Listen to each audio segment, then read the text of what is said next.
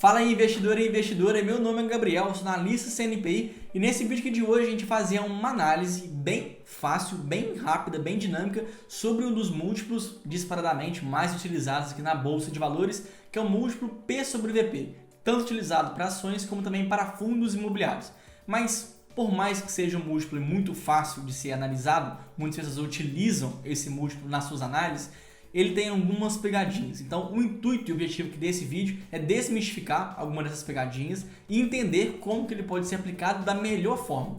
Mas antes disso, vamos consolidar e nivelar aqui o nosso conhecimento, entendendo o que é o múltiplo P sobre VP, ou preço sobre valor patrimonial. Então, como a gente pode imaginar, o P vem através do valor de mercado de uma empresa ou valor da ação que nós negociamos no home broker, ou que nós temos acesso ali na nossa plataforma de investimentos. Já o valor patrimonial é o patrimônio líquido que nós investidores temos naquela companhia. Então, olha só, imagine que uma empresa, Lojas Renner, Magazine Luiza, vai fechar as portas amanhã. Então, pega todos os ativos que aquela empresa possui e todas as dívidas e passivos que ela também possui. Então, agora, pegando tudo que ela tem e tudo que ela deve, vai sobrar algum valor. E justamente o que sobra é chamado de patrimônio líquido, que é a mesma coisa que o patrimônio líquido que nós investidores temos naquela empresa. Então, se a empresa tem R$10 e ela tem de dívidas e passivos R$8, sobraram R$2. R$2 é o quanto que nós investidores temos de capital naquela companhia. Então, olha só, quando nós dividimos o preço daquela empresa sobre o valor patrimonial, nós chegamos então a um múltiplo para saber quanto que o mercado está pagando no nosso próprio dinheiro. Então, olha só, se aquela empresa negocia hoje com P sobre VP acima de 1, qual que é a conclusão que nós podemos chegar? Que o mercado, aqui no mercado financeiro, a Bolsa de Valores, está pagando mais do que os próprios investidores pagaram anteriormente. Então, se o P sobre VP é maior do que 1, quer dizer que o mercado está negociando aquela companhia com prêmio. O mercado espera que aquela empresa possa crescer ao longo dos anos. Lá do contrário, se aquela empresa agora negocia com P sobre VP menor do que 1, o mercado já precifica aquela empresa com um desconto, não agora com prêmio. Então, por exemplo, imagine que o P sobre VP é de 0,8. E também imagine que essa empresa que nós estamos citando, uma empresa genérica, tem R$1 bilhão de patrimônio líquido. Juntando todo o dinheiro que nós acionistas temos naquela empresa, ela tem R$1 bilhão. Então, nesse caso, se a empresa tem um PVP de 0,8, significa que o mercado, a Bolsa de Valores, está pagando naquela companhia R$800 milhões, onde nós, investidores, temos investido R$1 bilhão. Então, o mercado está comprando aquela empresa com desconto.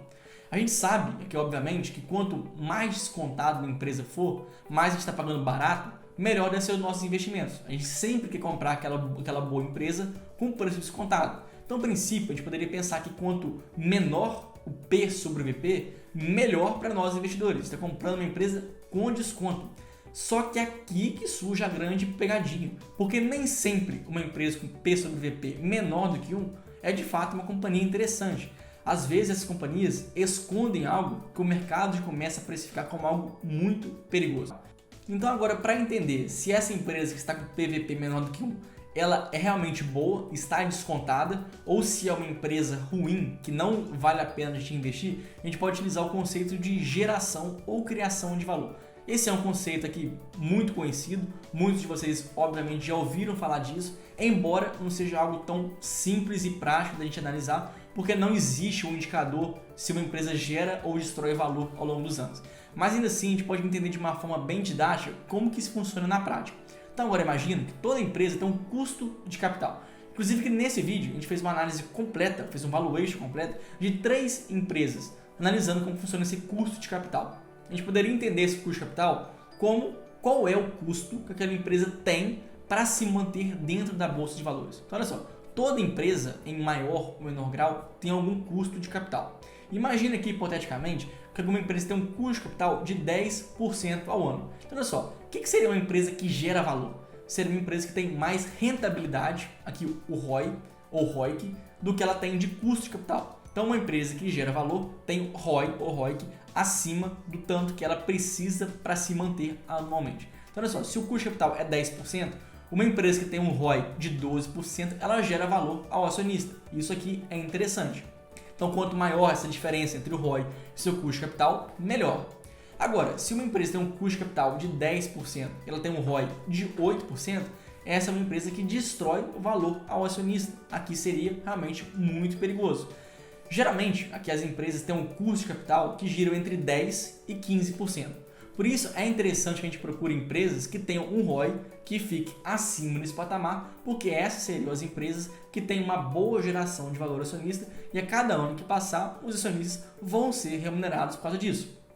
Agora, se uma empresa destrói valor, o que a gente poderia pensar? Que ano após ano, a empresa vai estar reduzindo o patrimônio líquido, ou seja, ela vai estar reduzindo, ela vai estar queimando o seu próprio dinheiro que você tem dentro dela, através do patrimônio líquido de uma empresa. Então, por causa disso, a gente consegue separar nitidamente empresas que geram valor e empresas que destroem valor. Aqui a gente vai pegar empresas dos dois lados, para a gente entender realmente como faz essa aplicação na prática. Então, aqui no primeiro caso, das empresas que destroem valor, nós temos o caso da Yoship Machine, que é negociada sob o código de MYPK3, ou MIPK3. Essa é uma empresa que atua aqui na parte de automobilístico, faz alguns componentes de roda, que na verdade é uma empresa grande, tem uma boa participação de mercado, já teve vendas muito boas, uma empresa de fato até ajustada. Mais de uns anos para cá, é uma empresa que começou a aumentar muito forte o seu endividamento, ela começou a se perder em dívidas. Então, se uma empresa começou a aumentar bastante o seu endividamento, o seu custo de capital começou a ficar mais arriscado. E ao mesmo tempo, era uma empresa que reduzia a sua rentabilidade. Então chegou um momento que ela mais tinha de custo do que rentabilidade. Então olha só, o mercado começou a perceber que aquela empresa estava, cada ano que passava, destruindo valor. Então nesse caso, o P sobre VP que hoje já negocia ao redor de 0,7 vezes, é simplesmente uma resposta do mercado que essa empresa está destruindo valor. Então, a cada ano que passar, aquela empresa vai ficar mais pobre para o acionista. Então, a conclusão que nós podemos chegar aqui nessa companhia é que o mercado simplesmente já previu, já adiantou alguma informação que vai acontecer daqui a alguns anos. O mercado simplesmente já previu, o mercado simplesmente já estimou que aquela empresa vai perder valor. Por isso, nesse caso, o P sobre VP já está menor do que 1. Assim como a Light. A Light é uma empresa de distribuição de energia que atua muito forte no Rio de Janeiro, aqui no Sudeste. Que acontece o seguinte, a empresa tem uma operação muito grande, mas também se perdeu em alto endividamento, consequentemente subiu bastante o seu custo de capital. E agora ela não tem um ROI tão bom, tão alto, igual esse custo de capital é. Por isso, mais uma vez, a gente fala que uma empresa que destrói valor também tem um P sobre VP ao redor de 0,7 vezes. Se essas duas empresas conseguirem fazer o turnaround, consertar a sua operação, reduzir suas dívidas, elas podem sim crescer mais à frente. Mas isso seria uma aposta no turnaround da empresa. Não seria simplesmente uma aposta de que a empresa está descontada no presente, porque esse P sobre VP é menor do que 1, porque a empresa não tem entregado bons resultados no curto prazo. Por outro lado, fugindo um pouquinho mais das empresas e agora entendendo mais sobre os fundos imobiliários, nós temos dois casos que são bem interessantes. Tanto o XPML, que é um fundo imobiliário de shoppings da XP, que tem ativos muito interessantes. Tem inclusive no seu portfólio o Cidade de Jardim, que é um shopping de alto luxo de São Paulo, que tem um fluxo de pessoas bem interessantes, vendas muito boas, principalmente de alta renda. A gente fala que esse é um shopping que ele é um ativo irreplicável, porque não existem tantos shoppings aqui no município e nacionalmente falando tão forte quanto é esse shopping. Então realmente ele tem uma resiliência muito boa. Por si só, poucos fundos imobiliários, inclusive o XPML é o único que tem esse ativo tão bem protegido, conseguem negociar com preços tão baratos. Então olha só, aqui a gente está falando que esse é um shopping protegido, um shopping de altíssima qualidade, com um público de alta renda, que não tem crise, não sente tanta crise igual outros públicos, e que mesmo assim ele é negociado com P sobre VP menor do que 1, especificamente hoje ele está ao redor de 0,94 vezes. Então aqui a gente está falando que é um shopping excelente, de excelente qualidade, e que você está comprando ele com 6% de desconto em relação ao que foi investido anteriormente. Assim como nós temos o HGRE, que é um fundo imobiliário de lajes corporativas. Inclusive são os dois setores que mais sofreram aí desde a crise de 2020 até agora. Aqui o HGRE ele tem alguns ativos também replicáveis, ele tem algumas lajes corporativas na Faria Lima, que é a região mais economicamente ativa do Brasil, é o centro financeiro do Brasil. Inclusive, muitos desses prédios que o HGRE possui são ativos com padrões construtivos de altíssima qualidade. Então olha só, tá na melhor região do Brasil, com os melhores prédios daquela região. Então sempre vai ter uma procura muito boa. A gente falando que esses são ativos irreplicáveis que sempre vai ter uma demanda muito alta. Obviamente, o momento especificamente não é o melhor, lajes corporativos ainda não voltaram, igual já foi antes da pandemia, mas a gente está falando que são ativos excelentes. E hoje o P sobre VP do HGRE está menor do que 0,7 vezes. Então são ativos de excelente qualidade, pagando ali 30% de desconto.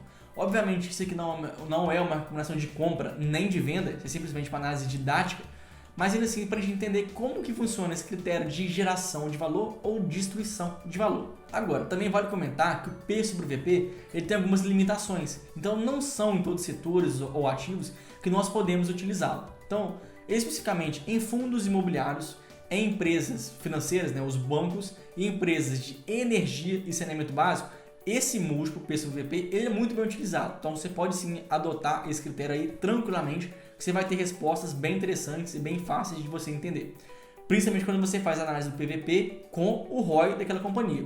Agora, em outros setores não faz sentido, então cuidado para você não utilizar o PVP em empresas de tecnologia e empresas de consumo cíclico, principalmente porque aqui esse múltiplo, por critérios contábeis, não faria tanto sentido a gente analisar. Então assim, nós temos um panorama geral aqui desse múltiplo. Aqui, reitero, é um múltiplo extremamente fácil, didático da gente analisar. E agora, espero que tenha ficado mais claro como que a gente pode ler e fazer essa conclusão aí da nossa análise de investimentos. Mais uma vez, espero que você tenha gostado desse conteúdo. Peço em troca um like nesse vídeo, uma inscrição no canal, porque é assim que você vai me ajudar a crescer e a espalhar esse conteúdo para mais pessoas. Eu espero você lá no próximo vídeo e valeu!